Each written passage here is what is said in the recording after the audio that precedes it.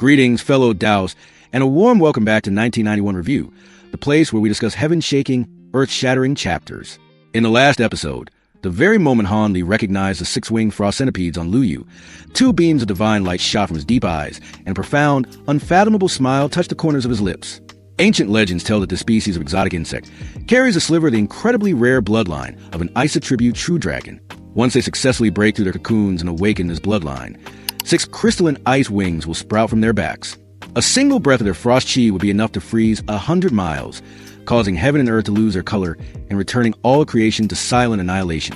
Unfortunately, this swarm of frost centipedes was still in its larval stage. Their nascent frost chi could only threaten cultivators at the chi condensation or foundation establishment realms. To old Devil Han, a man who had refined a world-altering treasure like the Qianlong ice flame, this minor chill was no more than a cool summer breeze, utterly insignificant. As the thought crossed his mind, Han Li wasted no more words. Unleashing his great divine ability, he waved his sleeve as if reversing heaven and earth. A terrifying suction force instantly pulled the entire swarm of frost centipedes into his sleeve. Witnessing this unimaginable divine ability, Lu Yu's expression changed drastically. She was utterly aghast. Seizing the moment while his opponent's mind was in turmoil, Han Li struck like lightning. An invisible yet tyrannical stream of spiritual power sealed her meridians, causing her to fall into a deep coma.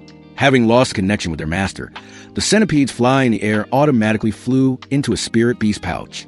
At this moment, Han Li looked down at the great demonic beauty unconscious in his arms, his expression thoughtful. Taking her life would be as easy as turning over his hand, but the price would be that the precious swarm of 6-winged frost centipedes would also perish on the spot. To subdue these exotic insects, he clearly couldn't use such ruthless methods. Moreover, he was also extremely interested in the spirit-controlling arts of the spirit-controlling sect.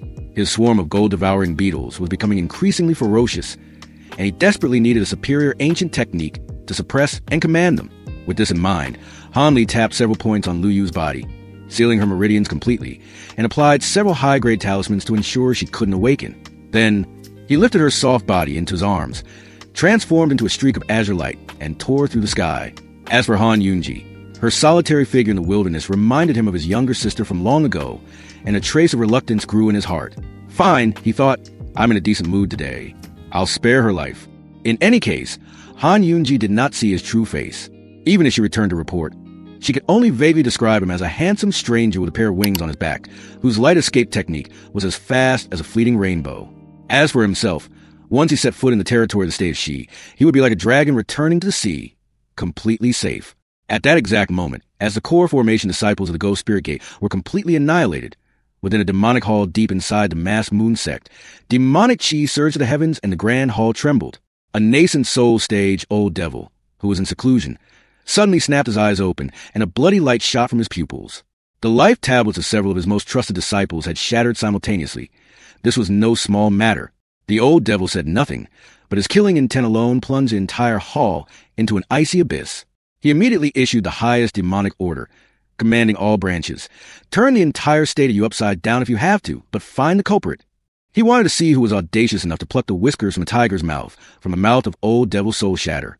Unfortunately for him, his actions were a step too late. Before the demonic pack could even begin its search, Han Li had long since left the state of you. In the end, the so-called Soul Shatter Reverend found nothing but a vague piece of information suggesting his disciples had been sent on their way by some mysterious, hidden nascent soul cultivator. This news made him seethe with uncontrollable rage. More than 10 days later, a haggard-looking Han Yunji returned to the spirit-controlling sect. She knelt before a quiet stone chamber, reported the entire incident, and begged for punishment from the sect. After she finished her account, an ancient voice, echoing as if from a netherworld, spoke within the chamber with a hint of suspicion. You were discovered from several hundred miles away? All of them perished, and you were the only one to return alive. Han Yunji bowed her head in confirmation, her heart in turmoil, though she dared not show it. For reasons she couldn't explain, she concealed the detail that the cultivator had intentionally spared her, saying only that she had been lucky to escape. After a moment of silence, the voice spoke again in a low tone. For that person to detect you from hundreds of miles away, his spiritual sense is truly terrifying. Could be one of those old monsters at the late nascent soul stage. This your disciple does not know. I only saw that person heading north, into the territory of the Heavenly Tao Alliance, so I did not dare to pursue. I beg for the martial uncle's forgiveness. You did no wrong, so what is there to forgive? Go and rest. The old man sighed. After Han Yunji's figure disappeared, The old man's voice echoed once more in the empty stone chamber. How much of what she said do you believe to be true? A phantasmal figure appeared and replied respectfully. Marshal Uncle, your disciple used a secret technique just now to censor. When she spoke of her lucky escape, Junior Sister Han's state of mind was in slight chaos. There is definitely a hidden story. I thought so as well. If not for the respect I hold for her father, one of the Grand Elders, I would have already used the soul-searching technique. Let it go. The real trouble is the death of Mu Lingying. But then again, he was always a rebellious disciple who once even devoured the nascent soul of one of our own sex elders. His death might just be a blessing in disguise. More than a month later, Han Li finally returned to his cave residence in the Falling Cloud sect. The first thing he did was toss Lu Yu into a quiet room. He then went to pay his respects to the two elders and report on his accomplishments. He casually mentioned that he had cleaned up a few cultivators from the Ghost Spirit Gate along the way. To his surprise, Qing Qiankuan and Lu Luo slapped their thighs in approval upon hearing this, apparently still bitter about being entrapped by the demonic path before. Seeing this, Han Li felt even more at ease. After half a day of conversation, he returned to his cave residence and began to contemplate how to deal with his unwilling female guest. Not long after, Lu Yu slowly regained consciousness in the secret chamber. The moment she opened her eyes, she saw a peerlessly beautiful face leaning closely over her. This person was none other than Silver Moon. Seeing her awaken, Silver Moon smiled. You're awake, miss. Please follow me to meet the master. Master? Who is he? Where is this place? Silver Moon chuckled lightly. This is the Dream Cloud Mountain in the state of Shi, territory of the Heavenly Dao Alliance. Hearing the three words, Heavenly Dao Alliance, Lu Yu's face turned deathly pale, and her heart sank to the bottom of an abyss. To have fallen into the hands of the righteous path, she feared her life was more likely to end in tragedy than in fortune. A moment later, she was led to the main hall. Han Li was sitting on a stone chair, calmly watching the spirit beast frantically ramming against a barrier of light. Lu Yu's heart pounded in shock. An iron rhino beast? Isn't that the spirit beast of the Fu clan? Could it be that this man is the ruthless butcher who exterminated the entire Fu clan? While she was still reeling in shock and suspicion, Silver Moon's respectful voice sounded out. Master, she has been brought. You may withdraw.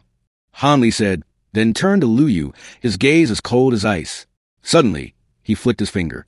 A bolt of purple apex divine lightning, no thicker than a finger, shot out and struck the iron rhino beast. The beast let out a final, mournful cry of despair before collapsing to ground. Its scales shattered, its body charred black, convulsing violently.